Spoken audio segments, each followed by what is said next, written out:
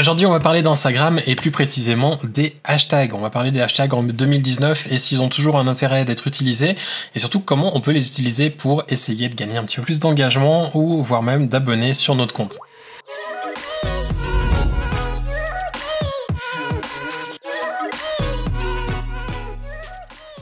Avant d'aller dans les détails de comment on peut les employer, de comment on doit les chercher, etc., on va peut-être juste reparler un petit peu des hashtags et des bases et finalement de ce que c'est. Je vais pas vous faire un historique du truc, de où ça vient, de tout ça, c'est pas forcément le but aujourd'hui. Mais par contre, je voulais quand même vous expliquer un petit peu comment on les a utilisés jusqu'à maintenant et surtout ce à quoi il faut faire attention si vous ne le savez pas encore. Donc les hashtags, c'est le truc avec le petit dièse que l'on rajoute sur nos posts, donc à la fin du post ou dans le premier commentaire juste après avoir posté, de manière à ce que les gens puissent nous trouver. Donc l'intérêt en fait était au départ que les gens puissent taper un hashtag et trouver des photos qui sont relatives au sujet en question. Par exemple, si vous tapez hashtag photographe, quand les gens vont taper photographe dans la page de recherche de Instagram, ils pourront trouver toutes les photos qui sont liées à ce hashtag. C'est un petit peu le but, sauf que effectivement que pas tout le monde le fait, pas tout le monde emploie ces hashtags pour rechercher des gens, et du coup, il y en a beaucoup qui ont un petit peu carrément laissé tomber les hashtags en disant de toute manière ça sert à rien. Effectivement que c'est forcément toujours très utile, mais on va quand même en parler et voir pourquoi ça peut réellement être utile. L'autre chose à savoir, c'est que quand on poste des hashtags, si on met toujours les mêmes, il y a un risque de se faire entre guillemets bloquer par Instagram, donc pas bloqué dans le sens où on ne peut plus publier ou on ne peut plus rien faire, mais simplement dans le sens où si on emploie toujours tous les mêmes hashtags dans tous nos posts, il y a un moment où nos posts ne vont simplement plus s'afficher dans ces hashtags. Ça peut arriver et quand c'est le cas, il faut mieux arrêter d'employer ces hashtags, ça ne sert plus à rien et on continue d'être bloqué. Donc en gros, on est complètement perdant parce qu'on a du texte qui ne sert à rien et en plus les gens ne nous trouvent pas avec ce texte. Et une dernière chose aussi importante à savoir, c'est qu'on peut mettre jusqu'à 30 hashtags dans un post. Donc à la fin de nos descriptions, on peut mettre jusqu'à 30 hashtags, ça veut dire 30 possibilités de plus d'être trouvé sur le réseau plutôt que de juste mettre la photo dans le vide. Si vous ne souhaitez pas mettre dans la description, vous pouvez aussi mettre les 30 hashtags dans le premier commentaire que vous devez poster absolument tout de suite juste après avoir publié. C'est plutôt à éviter si vous avez beaucoup d'abonnés parce que s'il y a un commentaire avant le vôtre avec les hashtags, vos hashtags ne vont simplement plus être trouvés parce que les hashtags dans les commentaires ne peuvent pas être recherchés sauf ceux qui se trouvent dans le premier que vous postez juste après le post. Avec tout ça, comment est-ce qu'on emploie les hashtags, comment est-ce qu'on les cherche, comment on les trouve, lesquels on devrait employer, c'est un petit peu la suite. Parce que c'est vrai que c'est bien joli de savoir à quoi ça sert, mais finalement, comment est-ce qu'on les trouve ces hashtags? Alors pour les chercher, il faudra votre téléphone sur Instagram et vous allez simplement taper un mot-clé. Par exemple, je prends ce que je fais moi, je vais taper beauty photographer et ensuite j'ai ici, si j'appuie sur le petit hashtag, un certain nombre de hashtags qui apparaît. Ce que l'on voit à chaque fois, c'est le nombre de publications et si on le suit ou pas. Donc là, en l'occurrence, suivi par, et on voit que je suis déjà abonné à ce mot-clé. Il y a 206 000 publications et en dessous, on a aussi des hashtags connexes. Donc les hashtags connexes, c'est un autre moyen de trouver des hashtags. Donc le premier, c'est d'essayer de taper des choses que vous pensez que les gens risquent de chercher en lien avec votre travail. La deuxième possibilité, c'est de taper un hashtag et d'aller regarder tous les hashtags qui sont en connexe. Et si on a éditorial, on a beauty, fashion photoshoot, fashion photographer, beauty photographie, enfin bref, il y en a beaucoup. Et c'est tous des hashtags finalement qui seraient un petit peu en lien avec mon travail et que je pourrais aussi employer pour varier un petit peu avec celui que je viens de taper moi. Une troisième possibilité pour en trouver, c'est de taper le compte d'une personne qui fait un petit peu le même genre de travail que vous, qui est dans la même niche que vous. Par exemple, si je vais prendre un autre photographe beauté, que je regarde les hashtags qu'il met, finalement je peux aussi employer ce qu'il a fait lui plutôt que simplement aller perdre une demi-heure à rechercher des mots-clés, essayer de créer mes hashtags à moi, les copier de quelqu'un d'autre, c'est pas volé en l'occurrence, il n'y a pas de souci, vous pouvez aller sur le compte de quelqu'un d'autre, simplement les récupérer et les mettre dans votre post, peut-être ça vous donnera même des idées pour en trouver d'autres supplémentaires ou en trouver d'autres en connexe, donc c'est plutôt malin aussi de regarder ce que les autres dans votre niche utilisent pour employer un petit peu le même genre de hashtag. Au niveau des hashtags, on en a différentes catégories, en fait, personnellement, quand je vais mettre des hashtags dans mes posts, il y a toujours des catégories différentes. Il y a tout d'abord les partenaires avec qui je travaille, c'est forcément les plus importants, mais c'est quand même des hashtags que je mets tout le temps, c'est par exemple des marques pour qui je suis ambassadeur, ou alors des marques avec qui je travaille, ou peut-être une marque qui a sponsorisé le post. Généralement, je vais les mettre au début en hashtag suivi de leur compte. Le deuxième, c'est tout ce qui est un petit peu plus global à ce que je fais. Par exemple, pour moi, ça serait tout ce qui est qui a trait à la photographie ou à la retouche.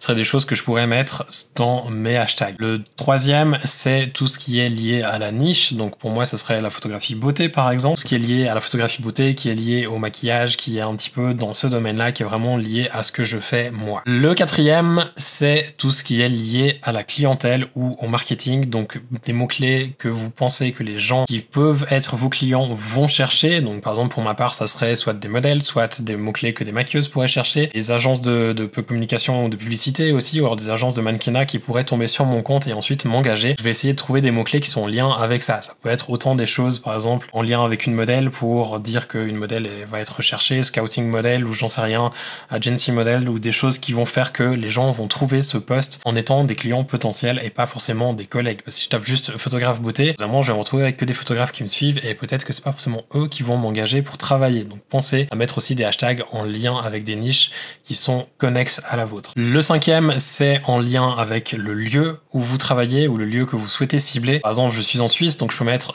Suisse photographeur ou alors simplement des hashtags liés à Instagram en Suisse. Et aussi souvent des comptes de repost qui sont locaux, qui sont par région, et ça peut être intéressant de les taguer et de mettre leur hashtag aussi, parce que du coup ça nous permet d'avoir un petit peu plus de portée par la suite. Et enfin dans les derniers, un petit peu tout mélangé, là il en reste deux, mais je les mélange un petit peu tous ensemble, ces deux catégories. La première ce serait simplement ce qui est lié à la communauté, donc à votre communauté.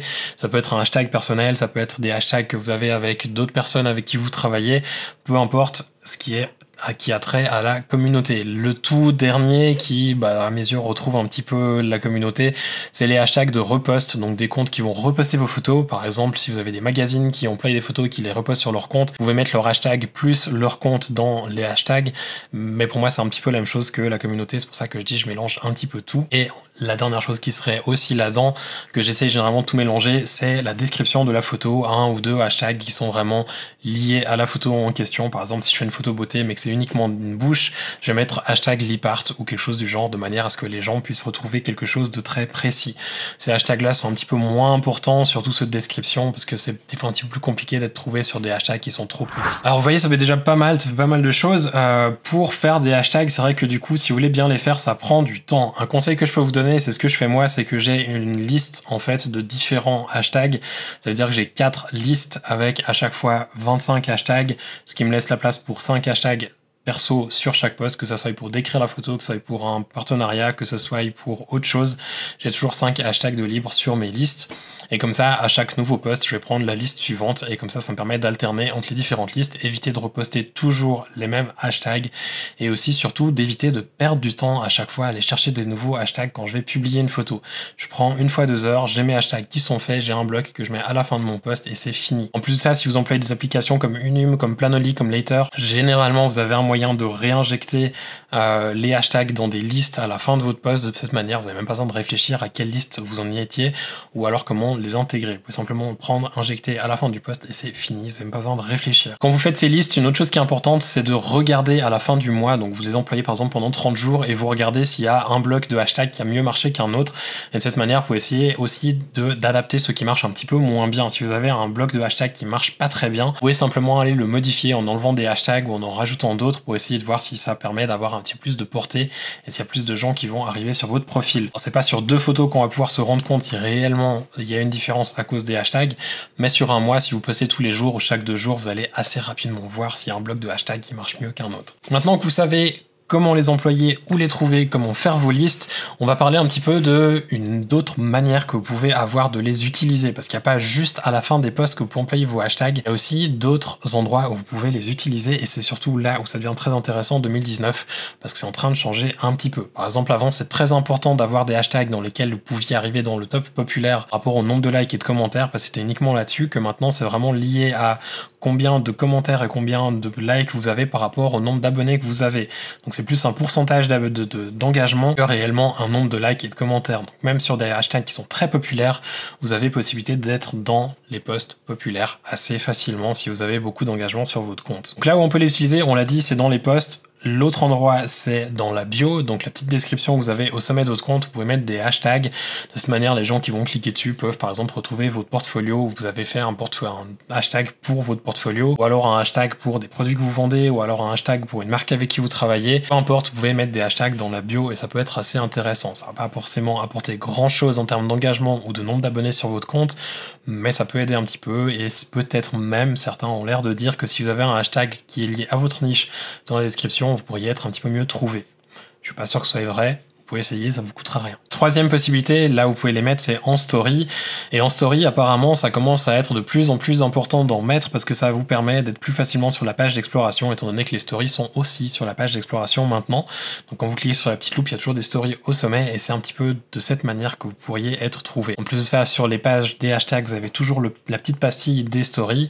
Et du coup, si les gens cliquent dessus et que vous avez mis une story avec le hashtag en question, vous pouvez être trouvé. Et il y a très souvent moins de personnes qui vont mettre des hashtags liés à ce qu'ils font dans les stories que ce qu'il y en a qui vont mettre sur les posts.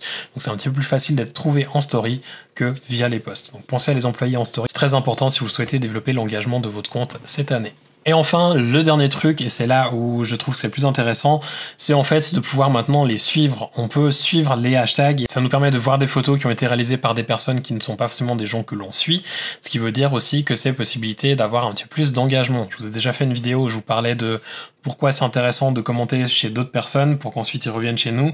En suivant des hashtags, finalement, ça nous permet de faire un petit peu ce travail sans avoir à chercher toute la journée des hashtags. On suit ceux qui nous intéressent et on va commenter sur les photos qui nous plaisent et qui passent dans le feed et qui sont liées à un hashtag. Ça nous permet de gagner un petit peu d'engagement. Voilà, c'est un petit peu beaucoup de choses. J'espère que ça vous sera quand même utile, même si c'est un petit peu beaucoup d'informations d'un coup pour ceux qui n'ont jamais employé les hashtags et ne savent pas comment ça fonctionne. Si c'est une vidéo qui vous est utile ou qui vous sera utile, n'hésitez pas à laisser un petit pouce vers le haut, un commentaire juste en dessous. Et au passage, pensez aussi à vous abonner. Comme ça, vous serez informé de la sortie des prochaines vidéos. Je vous souhaite de passer une très belle journée et à bientôt. Ciao!